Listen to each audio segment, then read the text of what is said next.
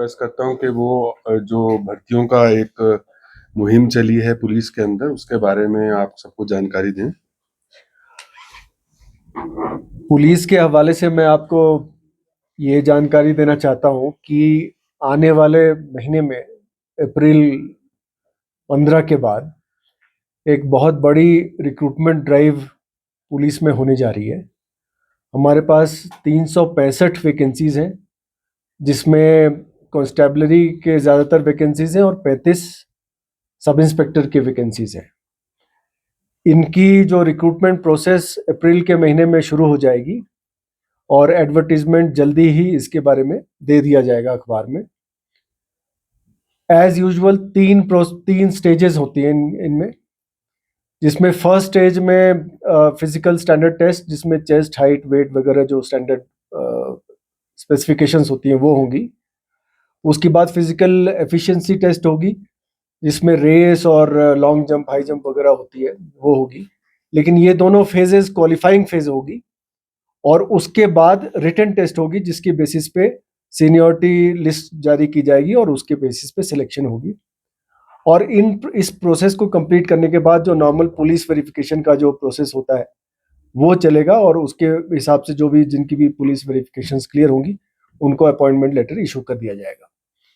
अब जो इसमें रिटन टेस्ट और फिजिकल टेस्ट होगी, इसके लिए हमने एक ओरिएंटेशन प्रोग्राम रखा है, जो कि 1 अप्रैल और 15 अप्रैल के बीच में दोनों जिलों में, लेह में और करगिल में, एक कैंप ऑर्गेनाइज किया जाएगा, ओरिएंटेशन कैंप, जिसपे यूथ को जिनको भी ट्रेनिंग चाहिए, चाहे वो फिजिकल एफिशिएंसी की ट्रेनिंग हो, चाहे वो कौन से सिलेबस से किस किस किस्म के सवालात पूछे जाएंगे, जनरल नॉलेज का है, चाहे रीजनिंग हो, चाहे मैथमेटिकल एनालिटिकल कैपेबिलिटी हो, इसके बारे में जो टेस्ट में जो ये कवर होगा उसके बारे में जानकारी दी जाएगी, ताकि किसी भी को भी जो भी जानना चाहता हो कि किस तरह से सिलेक्शन प्रोसेस होता है, उसके लिए क्या तैयारियां करनी पड़ती है और कैसे वो सेलेक्ट हो सकते हैं, इसके बारे में ओरिएंटेशन प्रोग्राम एक डीपीएल जब लेह में और एक डीपीएल करगिल में, ये दोनों ऑर्गेनाइज किया जाएगा 1 से 15 के बीच में।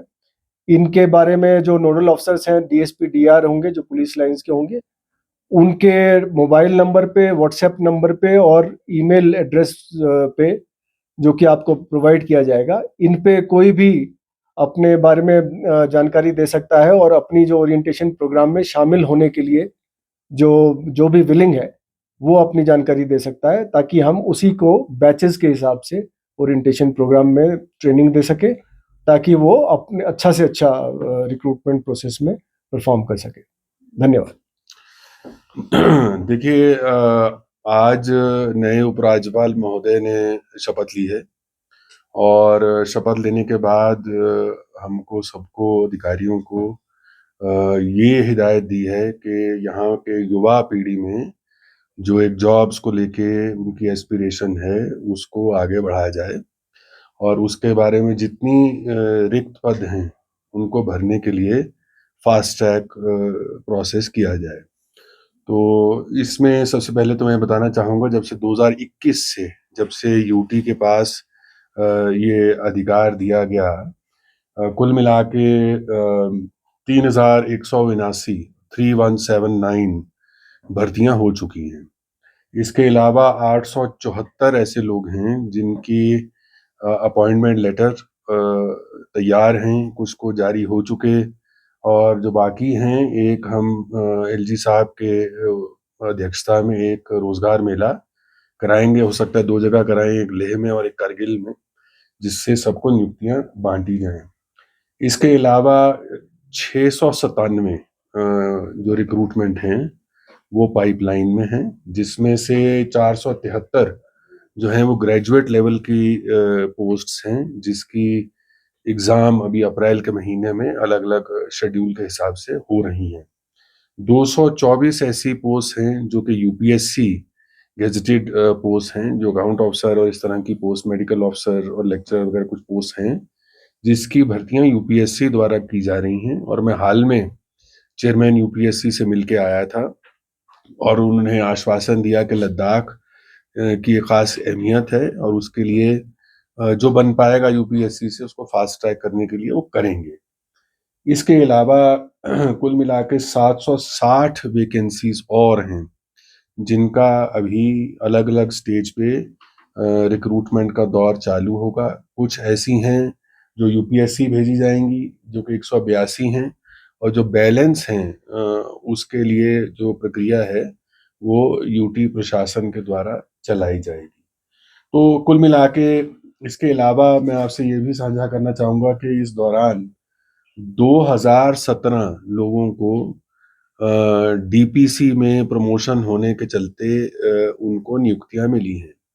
हमको ये भी हिदायत मिली है कि जितनी रिक्त पोस्ट हैं या भरी जानी है, जिनको प्रमोशन मिलनी चाहिए लोगों को, वो जो अटक रही हैं उसको भी हम फास्ट ट्रैक पे सभी विभागों में किया जाए। तो कुल मिला के आज यही हमारा संदेश है कि युवा लोग जो हैं वो बढ़ चढ़ के आए, सरकारी नौकरियों में भी आए, प्राइवेट में भी आए, और हम प्रतिबद्ध हैं इस चीज़ के लिए कि रोजगार के जितने अवसर हों वो मुहैया कराए जा सकें। आज मेरे ख्याल, हालांकि हम तो इसी सब्जेक्ट के ऊपर बात कर रहे हैं, लेकिन एक और मुद्दा है जो जिस पे मैं आपके माध्यम से एलबीए को अपील करना चाहता हूं कि 16 तारीख को उन्होंने एक प्रोसेशन की बात करी है। तो मुझे लगता है ऐसा, और हमारा साझा विचार है कि ऐसे में माहौल जो है, युवा पीढ़ी जो है उनके लिए एक थोड़ा सा गुमराह होने की उनको वो होती है, क्योंकि देखिए केंद्र सरकार और नए उपराज्यपाल महोदय आए हैं। वो बातचीत उन्होंने हमसे ये भी कहा है कि वो बातचीत हर किसी से करेंगे, हर स्तर पे करेंगे, यहाँ भी करेंगे, करगिल में भी करेंगे, और केंद्र सरकार से भी करेंगे। तो जो यहाँ के लोगों की डेमोक्रेटिक एस्पिरेशन है उसको पहुंचाने के लिए उन्होंने वादा किया है कि हर स्तर पे बात की जाएगी। दूसरा, ये बात भी हमको ध्यान रखना होगा कि टूरिस्ट सीजन जो है वो चालू होने वाला है, और लद्दाख के बारे में जो बाहर के लोग हैं उनके मन में ये भ्रांति ना पैदा हो कि टूरिस्ट सीजन के दौरान यहाँ पे प्रदर्शन और बंद का माहौल रहता है। तो ये कोई अच्छी चीज नहीं है। हम तो नई शुरुआत करने के लिए यहाँ आए हैं सभी लोग, और एक नए माहौल में, नए विचार से और खुले माहौल में बात करते हैं। तो मेरी तो अपील रहेगी, और मुझे लगता है कि लीडरशिप जो है उस पे ध्यान देगी जो एलबीए की है, और खास तौर पे जो लोग भी हैं सारे जुड़े हुए जो एलबीए के साथ बात करेंगे, समझाएंगे कि देखिए अभी इस चीज को नहीं करना चाहिए, क्योंकि यहाँ की जो अर्थव्यवस्था है उस पे भी प्रतिकूल असर आ सकता है। तो इतना ही हम कहना चाहते हैं। किसी ने कुछ पूछना हो तो। सर, जो रिक्रूटमेंट की बात करी आपने, जो अभी एक एफिडेविट जमा किया जा रहा है जहाँ पे अब आपने अगर 10th या 12th का फॉर्म भरा है तो उसमें जो है आप ग्रेजुएशन का जो है वो आप एग्जाम्स नहीं दे सकते हैं। तो लगभग 280 शॉर्टलिस्ट हुए थे, उसमें आई थिंक 160 जो है वो सिलेक्टेड है। बाकी जो कैंडिडेट्स हैं ना वो सिलेक्ट हुए हैं सर, ना वो आगे ग्रेजुएशन लेवल के एग्जाम्स दे पाएंगे। तो इसमें क्या कुछ कहेंगे, क्या कुछ ऑल्टरनेटिव्स हो सकते हैं, क्योंकि बच्चे जो है काफी परेशान हैं। देखिए, ये मैं ऑलरेडी इस पे निर्देश दे चुका हूँ। वो बच्चे जो थे वो मुझसे आके मिले थे, तो ये हमारी समझ में नहीं आया कि क्यों इस तरह का प्रावधान रखा गया है कि जो मैट्रिकुलेट लेवल की पोस्ट है उसमें ग्रेजुएट नहीं आकर के एग्जाम दे सकता। ये तो कभी होता नहीं है। जो हायर डिग्री का व्यक्ति है वो तो जो लोअर क्वालिफिकेशन की पोस्ट है उसमें दे ही सकता है। तो शायद कोई ऐसा रूल या ऐसा कोई एग्जीक्यूटिव ऑर्डर था जिसके चलते प्रक्रिया अख्तियार की जा रही थी कि एफिडेविट लोगों से लिए जा रहे थे। मेरे को तो अभी कुछ 2-3 दिन पहले ही इसके बारे में जानकारी हुई, तो मैंने निर्देश दिया कि इसमें एलजी साहब को मसौदा दे दिया जाए, और इसमें जो इस तरह का अड़चन वाला प्रावधान है वो हटा दिया जाए, ताकि ये आगे से किसी को ऐसी दिक्कत ना हो। सर, ये जो अभी रिक्रूटमेंट हो रहा है सर, क्या ये नए एलजी आ रहे हैं उनके सौगात पे भी आज से क्या लगा? देखिए, जो यहाँ रिक्रूटमेंट की एक दौर तो चल ही रही थी, लेकिन ये ज़रूर है कि आते ही, क्योंकि वो दिल्ली से आ रहे हैं, उनको ब्रीफिंग भी मिली है, दिल्ली में मिली और हम लोगों ने भी की, तो जो सबसे ज़्यादा यहाँ लोगों के दिल से जुड़ा हुआ मुद्दा था, वो यही था युवा का कि हमको रोज़गार मिले और उसमें कहीं न कहीं हो सकता है किन्हीं वजहों से थोड़ा-सा शुरू-शुरू में सालों में स्लो हुआ हो प्रोसेस, तो उन्होंने हमको ये निर्देश दिए हैं कि इसको आप जितना जल्द से जल्द हो सके, उसको ख़त्म करें। तो उसी के चलते हमको ये कहा गया कि भई आप मिल-जुल के एक लोगों से ये बात रखें कि अभी तक क्या हुआ है और आगे क्या होने वाला है। तो छोटे-छोटे बिज़नेस जो अभी जैसे जो बच्चे स्टार्ट कर रहे हैं सर, जिन्होंने स्टार्ट किया हुआ है सर, तो इन 2 सालों में काफ़ी क्योंकि लद्दाख के टूरिज़्म पे काफ़ी असर पड़ा है सर, बहुत टूरिस्ट कम आए सर, हाल ही के पहले के दिनों में। तो उनको किस तरह देख रहे हैं सर? उनके फाइनेंशियल उस पे किस तरह सरकार दे रही है? देखिए, इसमें एक तो मैं आपसे साझा करना चाहूँगा कि एक हम स्टार्टअप नीति पे काम कर रहे हैं, जिसमें इस तरह के लोग जो ग्रेजुएशन करने के बाद कोई छोटा बिज़नेस चालू करना चाहता है, उसको एक लोन या सब्सिडी या इस तरह की चीज़ मिले, जिससे कि उनको अपना बिज़नेस बढ़ाने में सुविधा हो। दूसरा, सिडको जो है हमारी कॉर्पोरेशन, उसमें कई 4 कॉर्पोरेशन हैं जिसकी वो चैनलाइज़िंग एजेंसी है लोन देने के लिए रियायती दर पे, वो 6% पे लोन देती है। तो हमने ये कहा है कि 4 जगह पे नुब्रा में, ज़ंस्कार में, करगिल में और यहाँ पे कैंप लगाएँ और जो युवा लोग लोन लेना चाहते हैं, कोई नया बिज़नेस शुरू करना चाहते हैं, उसके लिए हम फैसिलिटेशन करें। सर, जो पुलिस डिपार्टमेंट में प्रमोशन की बात करें, ज़्यादातर जो हवलदार लेवल के जो कश्मीर में उनकी जो बैच में थे, सब इंस्पेक्टर तक पहुंच चुके हैं, लद्दाख में अभी तक प्रमोशन नहीं हुआ, उनका क्या वजह है? तो आपकी जानकारी के लिए मैं बता दूं कि कुछ ही दिन पहले हमने ये सारे प्रमोशंस क्लियर कर दिए हैं और इनके ऑर्डर भी निकल गए। और सर, जो एसपीओ होता है, जो एसपीओ रिक्रूट करते हैं, उनका भी ड्यूटी जो नॉर्मल एग्जीक्यूटिव की तरह होता है, तो लेकिन उनकी जो सैलरी इश्यूज बहुत है क्योंकि सैलरी काफी लोग 15-20 साल से ज्यादा इसी महीने में। हाँ, तो आपको जैसे जानकारी होगी, एसपीओज की सैलरी का जो एग्जीक्यूटिव ऑर्डर के तहत जो मुहैया जो बताया गया है, उसके हिसाब से उनको सैलरी मिलती है। 4 फेजेस में मिलती है, 6,000, 9,000, 12,000, 18,000 की, 15,000 और 18,000 के फेजेस में मिलती है। साथ ही साथ एसपीओज के लिए 15% रिजर्वेशन है पुलिस की नॉर्मल रिक्रूटमेंट। ये भी ध्यान में रखना पड़ेगा क्योंकि कई एसपीओज इसमें भी सेलेक्ट हो जाते हैं इस प्रोसेस के थ्रू। और तीसरी बात यह है कि जो एसपीओज में कुछ वैकेंसीज हैं, वहाँ भी हमारे पास कुछ वैकेंसीज हैं, जिसको कि हम जो नॉर्मल कांस्टेबलरी की जो भर्ती करेंगे, उस पे जो कुछ रिजर्व लिस्ट बच जाएंगे, जो क्वालिफाई मेन कांस्टेबलरी के लिए नहीं कर पाते हैं, उनको मौका दिया जाएगा ये ऑप्ट आउट करने के लिए कि क्या वो एसपीओ की तरह जॉब करना चाहते हैं, तो उनको वो मौका दिया जाएगा। सर, जिनकी एज जो है और एज हो चुका है, जिसमें काफी लोगों का 15-20-25 साल से भी इसी एसपीओ पोस्ट पे ही तैनात, ठीक है। तो उसके लिए तो एक वो सेट क्राइटेरिया है, कुछ एज लिमिट तक ही हम उसको रेगुलराइज कर सकते हैं, उसके बाद नहीं कर सकते। हालांकि उसमें भी रिलैक्सेशन काफ़ी है, SC ST की भी रिलैक्सेशन है एज में, और एसपीओज की भी काफ़ी हद तक रिलैक्सेशन है जो रेगुलर कैंडिडेट्स के बनस्पत। सर, अभी आप एपेक्स और पीडीए को अपील कर रहे थे कि प्रोटेस्ट ना किया जाए, तो कहीं ना कहीं सर उनको ये भी लगता है कि गवर्नमेंट ऑफ इंडिया और जो बातचीत के बीच में काफ़ी वक्त लग रहा है, क्योंकि ड्राफ्ट भी सबमिट किया था उन्होंने और अभी दोबारा जैसे उनका कहना है कि दोबारा स्टेट खुद को चलाने के लिए किस तरह से फाइनेंशियली स्टेबल रहेंगे, तो काफ़ी सारी बातचीत है इसमें।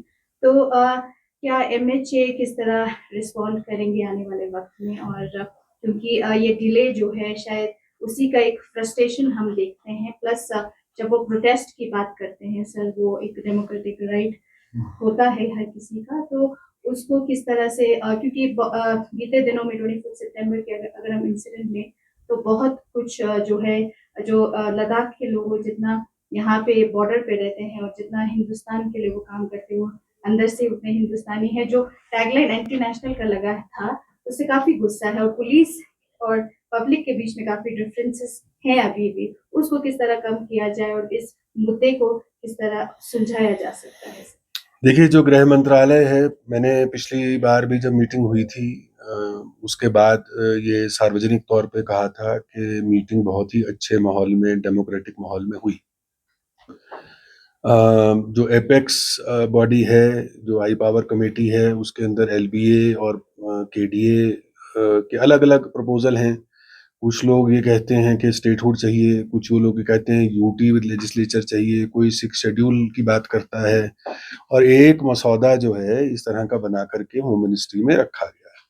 होम मिनिस्ट्री ने उस पे कुछ सवाल पूछे कि यूनानिमस ऐसा नहीं लग रहा कि एक मत है और कुछ लोग और भी हैं जो कि इस कमेटी का पार्ट नहीं हैं, जो बाकी इलाके में रहते हैं, ज़ांस्कार में रहते हैं, बाकी जगह रहते हैं, वो कुछ और बात रखते हैं। तो कोई ऐसा फैसला पहली बात है जिसका इस इलाके के अगले 50 वर्ष के लिए जिसका इम्पैक्ट होना है, उसका कोई 15 दिन के अंदर तो फैसला हो नहीं सकता। पिछली मीटिंग जो हुई है, जैसा कि मैंने बताया, मेरे ख्याल 5 फरवरी या कब हुई थी, हाँ 4 फरवरी को, तो उसमें उसके बाद अब 1 महीना हुआ है। तो गृह मंत्रालय के पास भी तमाम और चीज़ें भी हैं जिसके ऊपर वो मंथन करते हैं। ये भी एक इम्पोर्टेंट मुद्दा है। यहाँ से जो लोग गए थे उनसे भी कहा गया था आप भी अपनी आपस में मंथन करिए, लोगों से बात करिए। बहुत से लोग ऐसे हैं जो कि अलग-अलग वर्ग के जो इस सारी चीज़ से जुड़े हैं, जैसे कि सरकारी कर्मचारी हैं, क्या उस वर्ग से बात हुई? जो ज़ंस्कार के लोग हैं, क्या उनसे पूरी तरह से बात हुई? क्या ये हम मान लें कि जो अभी एक ग्रुप जो आया है, उसी में 3-4 अलग मसौदे थे, तो उसमें कहीं न कहीं ऐसा लगता है कि ये हमको एक कंसेंसस बनाने की आवश्यकता है। उसमें तमाम चीज़ें देखनी होंगी कि क्या ये सस्टेनेबल है, यहाँ के लोगों के लिए क्या बेहतरी है, जो सरकारी मुलाज़िम हैं, उनका भी इंटरेस्ट देखना होगा। बहुत से लोगों को सरकारी नौकरियों में जुड़े हैं। मेरे ख़्याल में अगर पूरा हम आकलन करें तो मुझे लगता है कि 1/3 कम से कम पॉपुलेशन ऐसी होगी, जो कि कहीं न कहीं सरकार से डायरेक्टली या इनडायरेक्टली जुड़ी हुई है। तो इस पे बड़ी और युवा लोगों की क्या सोच है? कुछ जो माँगें रखी जा रही हैं, उसकी इम्प्लीकेशंस क्या हैं, क्या सब लोगों को समझाई गई हैं? तो इस पे तो मेरे ख़्याल में लोगों को मंथन भी करना होगा और आपस में चर्चा भी करनी होगी, तभी जाके इसका कुछ निकलेगा। ये कहना कि भई ठीक है, किसी ने मुझे लगता है कभी किसी टाइम पे कुछ कहा होगा जिससे लोगों को बात चुभ गई, लेकिन उसको दिल में नहीं रखना चाहिए क्योंकि ये तो कोई भी हमारे में से मेरे ख़्याल में जो अधिकारी हैं, चाहे ये हैं, चाहे हम हैं, कोई और हैं, उनकी सोच में, ज़हन में, दिल में ऐसी बात तो है ही नहीं कि लद्दाखियों से ज़्यादा राष्ट्रवादी तो मेरे ख़्याल हिंदुस्तान में और कोई है ही नहीं। तो उस चीज़ को तो दिल से निकाल लेना चाहिए, उसको दिल में बैठा के बैठे रहेंगे, तो आगे कैसे बढ़ेंगे? लद्दाख तो शांति का प्रतीक था, पूरी दुनिया में, उसी को बरकरार रखना है। अभी अगले महीने मई के महीने में यहाँ लॉर्ड बुद्धा के रेलिक्स आ रहे हैं। ऐसे में माहौल को हमें हमें तो यहाँ पे बुद्धिस्ट मॉनेस्ट्रीज़ के अंदर प्रेयर्स ऑर्गेनाइज़ करनी चाहिए, लोगों को स्वागत करना चाहिए, उस चीज़ से जोड़ना चाहिए जो बुद्धा का संदेश ही शांति का था। तो ठीक है, डेमोक्रेटिक राइट हम मना नहीं करते हैं, हम इसीलिए अपील कर रहे हैं। मैं ये तो नहीं कह रहा कि हम मना कर रहे हैं, हम तो अपील कर रहे हैं। मैं तो खुद बात करी थी उनकी लीडरशिप से बाय द वे। मैंने कहा था कि आप ये बात को सोचिए, आपस में चिंतन करिए कि क्या ये सही है? इतना ही मैं कहना चाहूँगा। सर, इस तरह मिडिल ईस्ट में जो हालात वो अभी कर रहे हैं, डीसी ऑफिस उसके ऊपर कर रहा है मेरे ख्याल उसके ऊपर। सर, जिस तरह मिडिल ईस्ट में जो हालात अभी बना हुआ है सर, लद्दाख जैसे दूर-दराज इलाके में काफ़ी पैनिक है सर, क्योंकि गैस का काफ़ी समस्या है। लोग बड़े-बड़े लंबे-लंबे लाइनों में बैठे हैं सर। लोग बोल रहे हैं कि गैस बंद हो जाएगा और एजेंसी जो है ओटीपी भी नहीं दे रहे हैं सर। इसके बारे में सरकार, यूटी सरकार किस तरह के कदम उठा रही है? नहीं, इसमें ऑयल एक जो गैस की कंपनियाँ हैं तमाम, उसके साथ हमने मीटिंग करी है और उन्होंने हमें आश्वासन दिया कि उनके पास सफिशिएंट स्टॉक अवेलेबल है।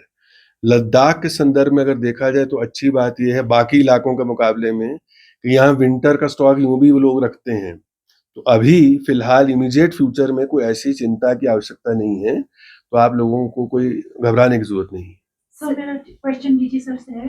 सर सितंबर 24 के बाद काफ़ी चेंजेस आया सोसाइटी में और काफ़ी लोगों का कंप्लेंट है कि कोई सोशल मीडिया पे कोई कमेंट्स डाल दे या स्टेटस डाल दे तो उनको इंटरोगेट किया जाता है, फ़ोन किया जाता है और किसी को बहुत से लोगों को तो अपना सोशल मीडिया अकाउंट्स भी बंद करवाने को इससे लोगों में काफ़ी डर बैठ गया है कि एडमिनिस्ट्रेशन हमारे अगेंस्ट चल रहा है करके। इस पे किस तरह से एश्योर करेंगे पब्लिक का कॉन्फिडेंस और पुलिस का रिलेशन बना रहे सर? मैं एक ही चीज़ कहना चाहता हूँ कि सोशल मीडिया पे जो भी कंटेंट आप पोस्ट करें, वो एक ज़िम्मेदारी के साथ करें। जब आप ज़िम्मेदारी अपनी समझेंगे और उसके हिसाब से पोस्ट करेंगे, तो कोई ऐसी, मुझे नहीं लगता है, सिचुएशन आएगी जब आपको किसी बात पे बुलाया जाए और पूछताछ की जाए। तो उस ज़िम्मेदारी को समझें और उसके हिसाब से करें। सोशल मीडिया पे बहुत सारे लोग बहुत कुछ पोस्ट करते हैं, हर किसी को नहीं बुलाया जाता। तो ये चीज़ आप ध्यान में रखें। जहाँ तक लोगों से जुड़ाव की बात है, हमारी पब्लिक मीटिंग्स होती रहती है। मैंने भी कई इलाकों का दौरा किया है। लोग इन बातों के अलावा लाइब्रेरी में किताबें माँगते हैं, स्पोर्ट्स इक्विपमेंट्स माँगते हैं, जो कि हम प्रोवाइड कर रहे हैं। नुब्रा में अभी हमने काफ़ी जगह पे ये प्रोवाइड करना है, परचेजिंग हो गई है, उनकी सिविक एक्शन के तहत भी हम काम कर रहे हैं। तो लोगों से जुड़ने की हमारी पूरी कोशिश है और काफ़ी अच्छा रिस्पॉन्स भी मिल रहा है। जो रिक्रूटमेंट हो रही है उसमें जो हम ओरिएंटेशन प्रोग्राम कर रहे हैं, ये भी एक तरीका है कि जो लोग हमसे जुड़ना चाहते हैं और हमारे साथ काम करना चाहते हैं और इस रिक्रूटमेंट प्रोसेस में आना चाहते हैं, उनका हम वेलकम करेंगे, उनको प्रॉपर कोचिंग देंगे ताकि वो हमारे महकमे का हिस्सा बन के देश की तरक्की में साथ हो जाए। सर, इनके क्वेश्चन पे एक सप्लीमेंट, जिस तरह से जो अनफॉर्चुनेट इंसिडेंट हुआ 24 सितंबर के बाद, उसके बाद से जो व्हाट्सएप ग्रुप है सारे एडमिन मोड पे रखा गया है, ऑर्डर दिया गया है, वो अभी तक लीव नहीं हुआ। जबकि सोशल मीडिया का अदर प्लेटफॉर्म खुला है जिसमें फेक आईडी के माध्यम से नेगेटिव कमेंट करते हैं, एक सोसाइटी और दूसरी सोसाइटी में क्लैश होने का भी चांसेस रहता है। तो ये व्हाट्सएप में जो एडमिन मोड पे वो कब तक रहेंगे सर? क्योंकि लोगों का जो एक्सप्रेशन है वो बंद हो जाता है। व्हाट्सएप ग्रुप के किसी भी ग्रुपिंग पे कोई पाबंदी नहीं है। आप जितनी मर्जी ग्रुप्स बनाएं और आपस में बात करें। एडमिन मोड पे रखने के लिए हिदायत है, तो जिसमें मेंबर होता है वो कुछ नहीं कह पाता है। जो ऐसी कोई हिदायत तो नहीं हो, पुलिस के थ्रू कोई ऐसी हिदायत नहीं पास की गई है। अगर ऐसी कुछ होगी तो उसको मैं रिव्यू और सर जो फेक आईडी को किस तरह से हम टैकल करेंगे, क्योंकि उसके माध्यम से काफी सोसाइटी में तनाव फैलने की वो रखते हैं, मतलब चांसेस रहते हैं सर। काफी नेगेटिव कमेंट्स करते हैं, चाहे फेसबुक हो, सोशल मीडिया या इंस्टाग्राम हो। हर चीज जैसे फेक आईडीज है, अगर जो भी इस तरह की रिपोर्टिंग होती है उसके एक मैकेनिज्म है, इसको जो साइबर इश्यूज को एड्रेस करने का, वो मैकेनिज्म वेल एस्टेब्लिश्ड मैकेनिज्म है। उसके जरिए हम फेक आईडीज को एड्रेस करते हैं। उस पर वक्त लगता है थोड़ा, मतलब वो जैसे कि अगर कोई फेक आईडी एस्टेब्लिश होती है और उससे कोई गलत किस्म के कमेंट दिए जाते हैं, तो उसको वहां तक पहुंचना, उस फेक आईडी के क्रिएटर तक पहुंचना, ये एक प्रोसेस है जिसको हम चलाते हैं और कई बार इस पे एक्शन भी लिया जाता है। सर जो लद्दाख में लद्दाख सेपरेट कैडर जो पब्लिक सर्विस की मांग करते हुए काफी साल हो गया, अभी 6-7 साल से कि ये सोच है कि एक भी रिक्रूटमेंट में एडमिनिस्ट्रेशन किस तरह से? नहीं, इसको हम गंभीरता से ले रहे हैं और इसको ये गृह मंत्रालय के साथ चर्चा का विषय है। तो मुझे लगता है इसका भी कोई ना कोई जल्दी रास्ता, सलूशन निकलेगा। हम युवा लोग आके हमसे मिले हैं कि जो सरकारी जो इस तरह की प्रशासनिक नौकरियां हैं उसमें आना चाहते हैं, तो इसका हल निकालेंगे। सर जो अंडरटेकिंग का जो विड्रॉल का भी ऑप्शंस आने वाले वक्त में बच्चों को दिया जाएगा, क्योंकि इस टाइम जो है काफी कंसर्न है युवाओं। कौन सा वाला? जो अभी मैंने आपको पहले से एफिडेविट वाला? वो तो मैं कह ही रहा हूँ, हटा रहे हैं उसको। सर दूसरा ये सवाल है, क्योंकि जिस तरह से आपने कहा कि युवाओं को ज्यादा चांसेस दे रहे, चाहे ना ही सिर्फ गवर्नमेंट जॉब्स, प्राइवेट एंटिटी में काम कर सकते हैं। जो 24 का इंसिडेंट रहा सर, उसमें कुछ युवा हैं जो जेल भी गए, उनके पर काफी केसेस भी हैं, तो उसको कैसे देखा जाएगा? देखिए 24 सितंबर में ना तो हम थे ना ये थे, लेकिन जो केसेस हैं वो एक जुडिशियल प्रक्रिया है। वो प्रक्रिया को हम अपने स्तर पे तो उसका कोई हल नहीं निकाल सकते, वो तो प्रोसेस है और वो कानून के तहत होता है। उसका सलूशन तो वही कानून से निकलता है।